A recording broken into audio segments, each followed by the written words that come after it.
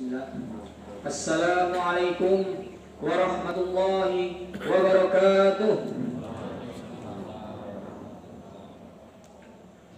Alhamdulillah. Alhamdulillah. Nahmaduhu wa nasta'inuhu wa nastaghfiruh. Wa na'udzu billahi min shururi anfusina wa min sayyiati a'malina. May yahdihillahu fala mudilla lahu wa may yudlilhu fala hadiya lahu. Asyhadu an la ilaha illallah wahdahu la syarika lahu wa asyhadu anna Muhammadan abduhu wa rasuluh la nabiyya ba'dah. Wassalatu wassalam ala nabiyyina Muhammad ibni Abdullah wa ala alihi wa ashabihi wa mawalah, amma ba'd. Faya ibadallah, usikum wa iyaya bitaqwallah haqqa tuqatih faqad fazal muttaqin. Allahu akbar, Allahu akbar, walillahil hamd. Alhamdulillah, segala puji kepada Allah yang telah memberikan kesempatan umur dan iman sehingga kita masih bisa berjumpa dengan hari raya umat Islam, yaitu hari raya Idul Adha pada tahun 1441 Hijriah ini. Meskipun di tengah korban, meskipun di tengah cobaan pandemi COVID-19 yang belum ada tanda-tanda selesai ini, sudah selayaknya kita tetap bersyukur kepada Allah Subhanahu wa taala.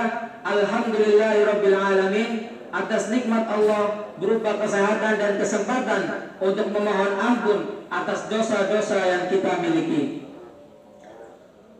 Karena bagaimanapun ada golongan yang sekarang sudah meninggal dan berharap agar mereka dihidupkan kembali untuk memperbaiki amalan-amalan.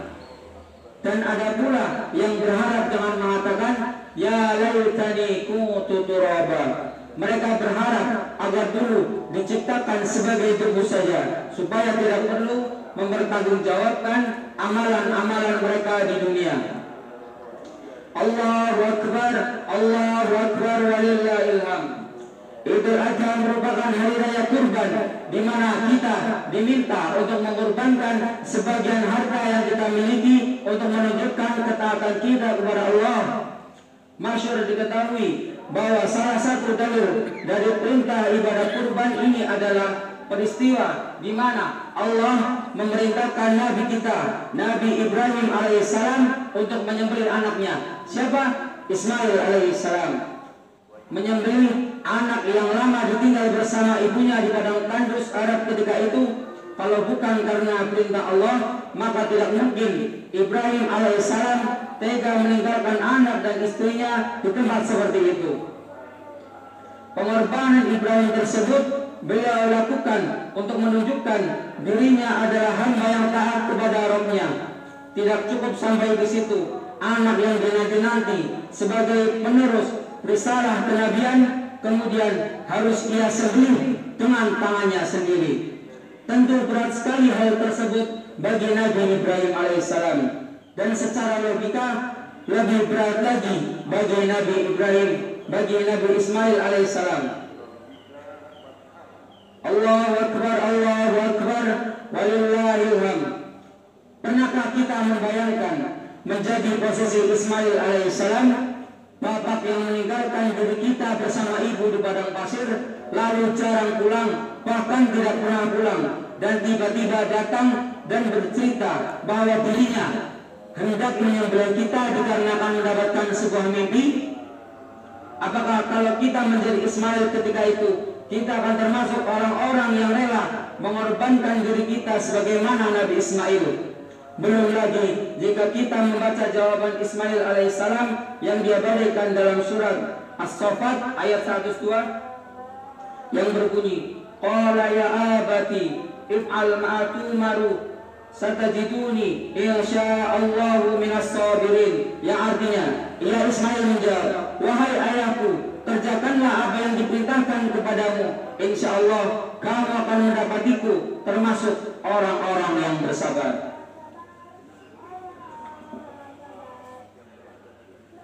Dalam ayat tersebut, Ismail bahkan memanggil ayahnya dengan kalimat ya abati, bukan hanya sekedar ya abi, Kata ya abati memiliki makna lain dari sekedar ya abi. Kalimat ya abati dalam bahasa Arab menunjukkan makna ayah yang sering pergi, akan tetapi sang anak selalu merindukannya. Panggilan ini menunjukkan kuatnya perasaan seorang anak kepada ayahnya, di mana jauh dan dekat tetap dirindukan. Dalam posisi akan disembelih pun, Ismail tetap menunjukkan ketegaran, rasa hormat dan rasa sayangnya kepada ayahnya. Itulah pengorbanan Ismail dan keluarga Ibrahim. Jemaah salat Idul Adha yang insyaallah diberkahi oleh Allah Subhanahu wa taala.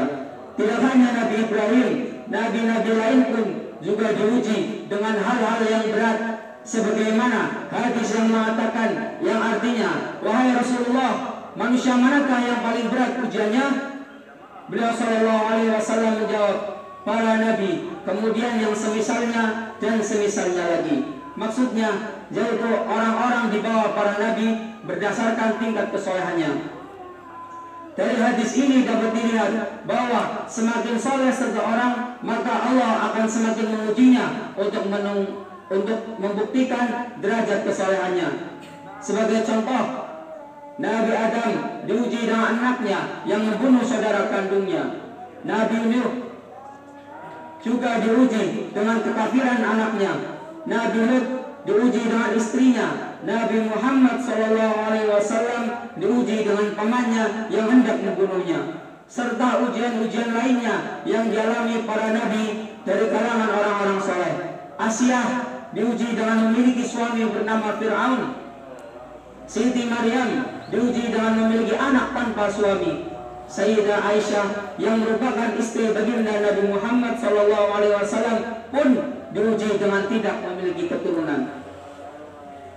Pertanyaannya kemudian, sudah sejauh manakah pengorbanan kita dan kesabaran kita ketika Allah menguji kita? Apakah kita termasuk orang-orang yang bersabar, ataukah kita justru termasuk ke dalam golongan orang-orang yang suka mengeluh, bahkan justru menggugat Allah, semisal dengan pertanyaan, ya Allah, apa salah saya sehingga Engkau menguji saya seperti ini? Pertanyaan yang justru mengherankan, karena menunjukkan bahwa kita tidak bisa menyadari betapa banyaknya dosa yang telah kita perbuat. Na'udzubillahi min dzalik. Pada akhirnya kita yang mengaku beriman akan diuji sebagaimana mereka yang mengaku pintar. Akan diuji kepintarannya. Virus corona dan segala hal yang bersangkutan dengannya juga termasuk ujian dari Allah Subhanahu wa taala. Salah satunya adalah ujian keimanan. Iman terhadap takdir yang Allah berikan kepada kita, baik takdir yang baik maupun takdir yang buruk. Allahu Akbar walillahil hamd. Akhirnya marilah kita bersama-sama berdoa untuk kebaikan di dunia dan akhirat kelak bagi seluruh umat Islam, baik yang masih hidup dimanapun berada maupun yang sudah meninggal. Allahumma fir lil muslimina wal muslimat wal mu'minina wal mu'minat al ahya'i minhum wal amwat innaka sami'un qaribun mujibud da'wat ya qadiyal hajat. Rabbana la tuzigh qulubana ba'da idh hadaitana wa hab lana min ladunka rahmah innaka antal wahhab. Rabbana hab lana min azwajina wa dhurriyyatina qurrata a'yun waj'alna lil muttaqina imama. Rabbana atina fid dunya hasanah wa fil akhirati hasanah wa qina adzaban nar.